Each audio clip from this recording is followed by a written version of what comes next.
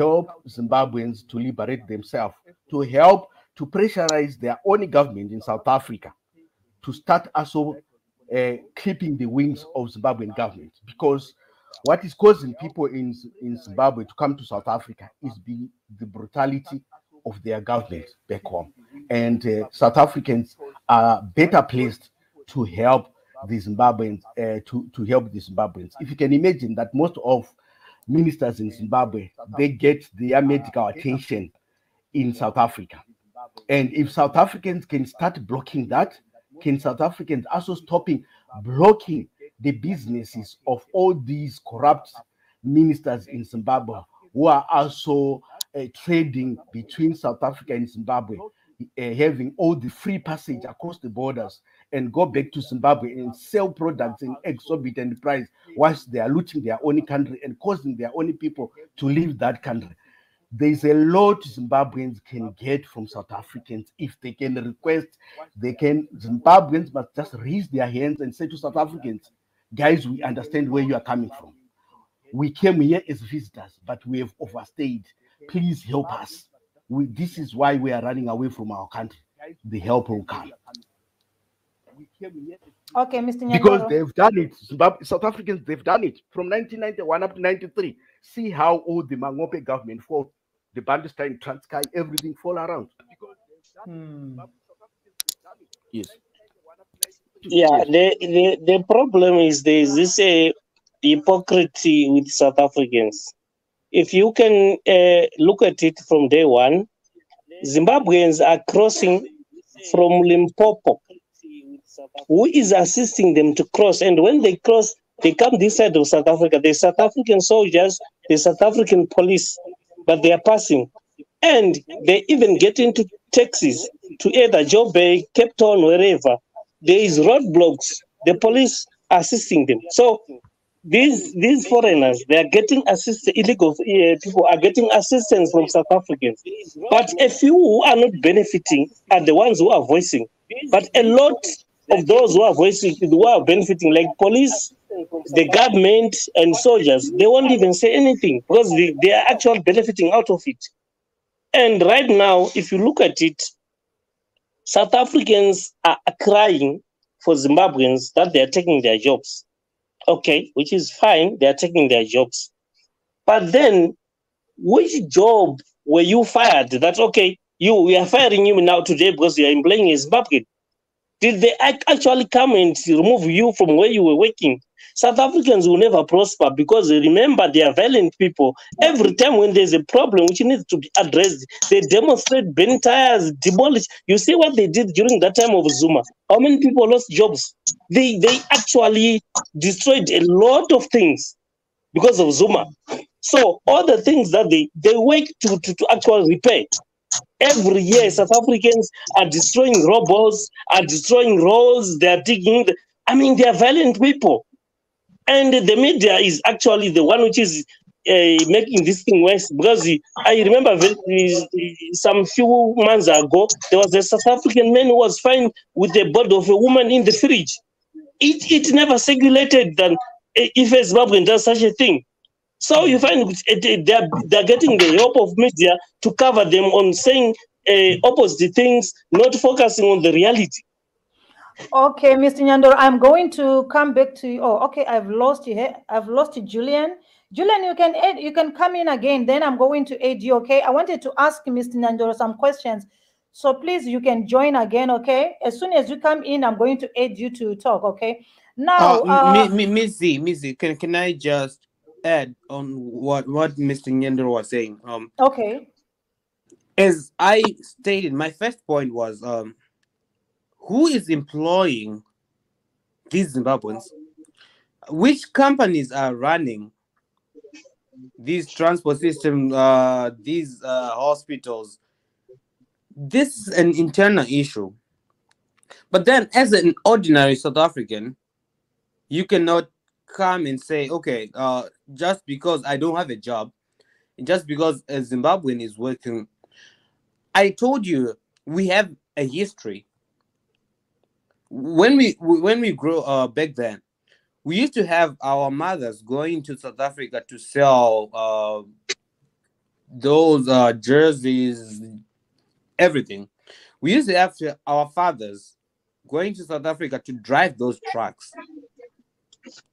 And this has been happening for a long time. And now it's not a thing that we can just wake up and say, okay, guys, Zimbabweans move out. Why is it there is a market in South Africa, and these South Africans didn't utilize, like what Mr. Nyandoro was saying?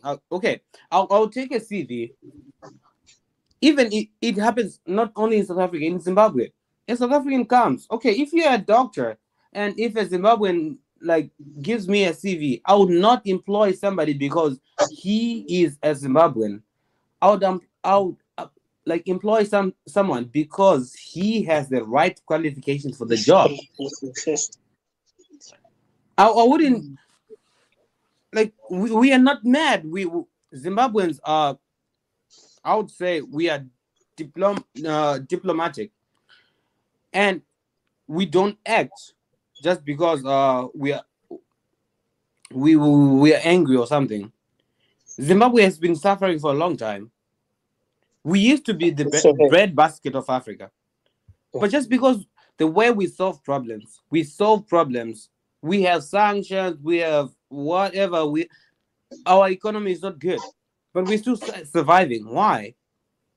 Because we act diplomatically. And people are saying, remove ZANU-PF. Yeah, everything is happening diplomatically. We don't have to act. And if we don't have to act violently, it doesn't mean we're not acting. Everything is falling in the right way. There's a time for everything. Okay, but sorry to cut you short. I just want to ask a question here. Yeah. Of course, we know that, we the problem that we are facing right now that has brought us here is about, Zimbabweans who are in South Africa and, what is happening there. Okay. Still, I'm coming back with my question. Okay. For us to continuously, be dwelling on, South Africans are doing this to Zimbabweans, South Africans are doing this to Zimbabweans. Still, we are saying that it's not really yielding the desired results that we want. So my question to you guys is, what can Zimbabweans do, okay, for them to have a lasting solution to this problem? Because honestly, looking at what is happening, people are living in uncertainty. Life shouldn't be, you cannot live life, not knowing what is going to happen to you tomorrow, not knowing that when you come out of the house, what is happening, okay, such kind. So my question to us is that, what is supposed to be done? What can be the lasting solution? We want the lasting solution, not temporary. Negotiating with South Africans and everything is just temporary for Zimbabweans to be allowed to stay in South Africa. But until when? For how long? This is an issue. I would say, Zimbabwe. I told you, we as Zimbabweans, we are not violent people. We are diplomats. For somebody to leave a child back in Zim, for a Zimbabwean to leave his rural area, his relatives, his whole family, just because to go in South Africa, it's either that person has passed his O-level. It's because that person has studied a driver's license in Zimbabwe, not in South Africa, because he has studied for a certain thing, to go and look for a job in South Africa. It's only maybe just because he has a driver's license, maybe he doesn't have the work permit.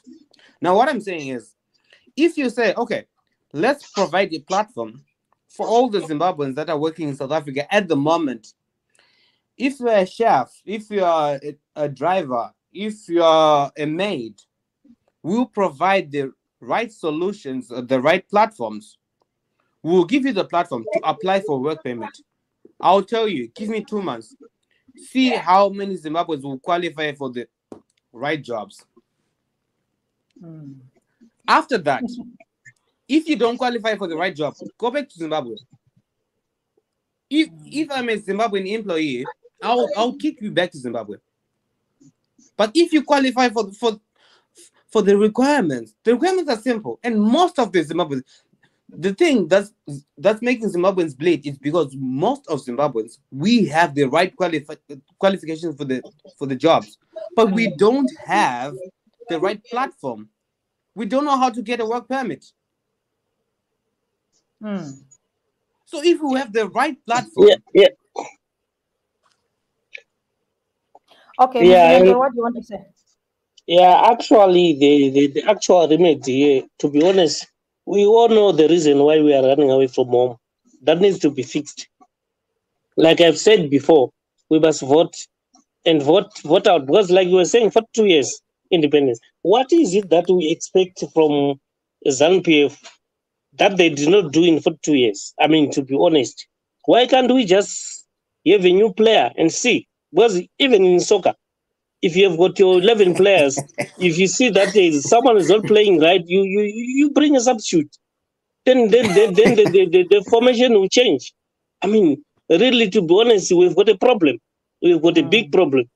For 2 years is too much. If it was like 8 years or 10 years, we can say for 2 years is a lot. And, Okay, Mr. Nyando, I'm and- coming back to you. Sorry, my brother, to cut you short. Let's welcome Zupta. Thank you so much. Please give us your contribution. Thank you. Hello, can you hear me? Yes, we can. yes, we can.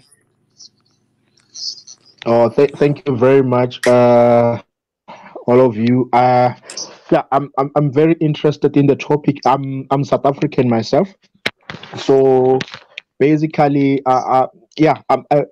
first of all, before I can start to say anything, I would like to say I'm sorry as a South African. So on behalf of all the South Africans, and yeah, for the death of Elvis Nyati, you see. So, Thank but you. Yeah. First of all, I think we are missing the point by pointing the South Africans, really. So I want us to have a brotherly and conversation without emotions, because once we put emotions out of these things, we tend to miss the point, you see. First of all, we understand as a South African, I've been to Zimbabwe. I understand the situation and I understand the sanctions and I understand what is happening in Zimbabwe, you understand. And someone else who has never been to Zimbabwe, you won't understand. You understand. But before I can talk about Zimbabwe or any of the we need to admit as Africans that we are failing. Our leaders are failing us. You understand. And South Africa, in terms of Africa, it's one of the countries that is actually better. And in South Africans, we have welcomed so many people. There are so many people that are living in South Africa. Some legally, so some illegally, and we cannot ignore illegal immigrants. You understand what I'm saying? And then, we really appreciate we all the South Africans, and the reason why you see a movement like Operation Tutula is it has got more attention is because our government, they have forgotten about us. They don't want to listen to us, and we listen to people like Malema, of which Malema is actually he wants the way I see it, he wants South Africa to be like Zimbabwe. And then imagine if we have South Africa that is sanctioned, that is not functional like Zimbabwe. So it will be even worse, even for you guys as Zimbabweans. So I feel like most of the time when we're talking, when people are raising these issues, the media itself, they always say xenophobic. And in most cases, it's not really xenophobic. We really need to go deeper and really understand, because, guys, we have to be, if you remember very well, the xenophobic attack started when? In 2008. And if you go deeper, what was happening in 2008? It happens because of Zimbabwe. There was a sanction of Zimbabwe. And those are the things that we need to be really be honest to each other. You understand what I'm saying? South Africa as well, we need to say, yes, we don't allow killings. But at the very same time, we must listen to these people from Diepsloot. First of all, before they killed Ubaba Unyati, what happened before? is that there was a Zimbabweans. According to what we heard, there was a Zimbabweans that killed some of the people who were living in Dobson, in Diepsloot. But the media is not giving that attention. And there were 7 people already that died before Unyati. So what I'm saying is that the moment we, as you as Zimbabweans and us as South Africans, like you see now, there's so much division among these topics. There's so much. The Zimbabweans are big. And I understand why. The Zimbabweans are now with Unyati, and the South Africans now they are saying Tutula. And it's because we are ignoring the genesis of the problem. The genesis of the problem is that our politicians, our government are dysfunctional, both in the whole of Africa. I'm not saying South Africa is a saint here, but I'm saying that we must also listen to the people from the ground. If the people are complaining, I heard people are saying last time when there was a xenophobic attack, the so-called xenophobic attack, people were complaining that Nigerians are selling drugs. Nigerians are doing this and this. And if you listen to the Nigerians, they were angry as well, and then they thought maybe South Africans they hate them. You understand? If your brother, as a Zimbabwean or as what, if South Africans are doing something that is wrong in Zimbabwe, we as South Africans we must stand and say no. It's not. This person must be isolated. We must not always protect the people. I don't know if you understand what I'm trying to say. We must not always, because there are some people right now, they don't even know the genesis of what happened to Unyati, and they don't know even the story behind.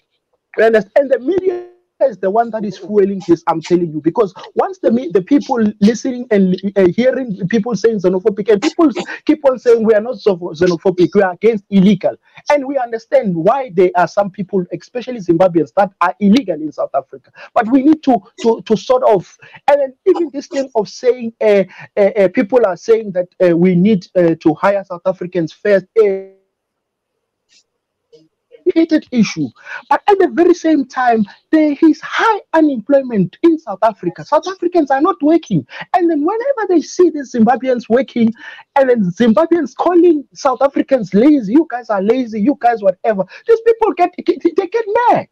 You understand what I'm saying? You can't come to my house and then you disrespect me. I'm not saying this in an anger way. I'm saying this in a brotherly way. You understand what I'm saying? I had people, especially Zimbabweans, saying that not Zimbabweans.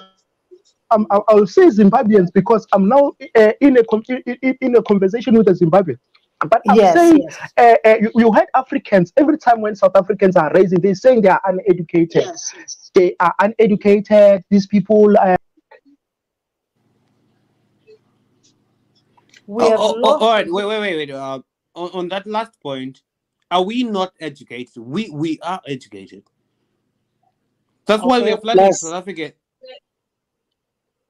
Okay, Mr. Nyandoro, Zupes, we have lost him. I think he's going to join again. I think this gentleman is also misleading us here, because I stay always some few meters away from where Elvis was killed. We have never heard where the funeral of the 7 people. At one point, they were saying 4, and we had never heard Zimbabweans who were caught killing those seven families. It's just a lie that was created. South Africa normally take things seriously. If there were 7 people killed, they should have actually already made it a state funeral. It's just a lie which is circulating about the Elvis story that there were 7 people killed, but we had never heard of the funeral of the people who were killed. And how do they know that there were Zimbabweans who killed them? Because they were never caught. Okay, let me respond to that. Minister of Police and Minister of Home Affairs went there and they confirmed that indeed families there are particular people who died. But as I was saying at the beginning when I entered this session, I told you that when South Africans are being killed, social media they don't get attention. But when South Africans do something to Zimbabweans, they get attention. Even there are 4